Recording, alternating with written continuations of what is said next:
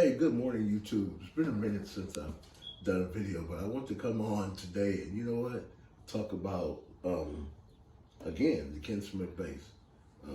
It's the Proto J. This was the KDS Proto bass. And I listened to Ken Smith on one of his videos on YouTube and he talked about it. And what he talked about was that we need to focus on the bass. I'm talking to my camera person. We need to focus on the bass.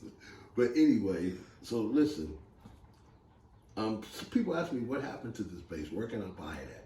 You can't buy it anymore. The bass has been, I won't say discontinued, but when Fender was doing the lawsuits back in the early '80s and the late '70s, this bass was one of those basses that made a lot of changes. They changed the headstock.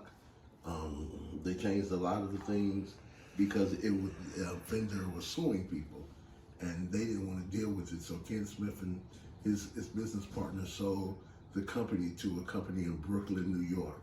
All right, and that company took it on for a while. All right, but after so long, they just stopped producing these basses. Now you can find these basses on Reverb, a lot of different places. They're stuck in pawn shops. They're hidden everywhere. But if you can get this bass, as far as a jazz bass, a lot of people talked it down back in the day. And the reason they talked it down back in the day is because of the quality. And not just the quality, because of the sound. This is an ass body, and it's covered in a lacquered material, lacquered type of paint or something. This is a rounded neck, the rounding here, the covering over it. There's a maple on maple neck. The wood grain in here is just amazing. Again, the headstock is a little different, but I like it. The tuners, these, I didn't change the gears. The gears, these are the original gears. They stay in tune. All right, so this bass had a lot of positives about it. But one of the things that was negative to a lot of people was the two-band EQ. So a lot of people started going with that John East preamp. But what I did, I went with the Aguilar pickups.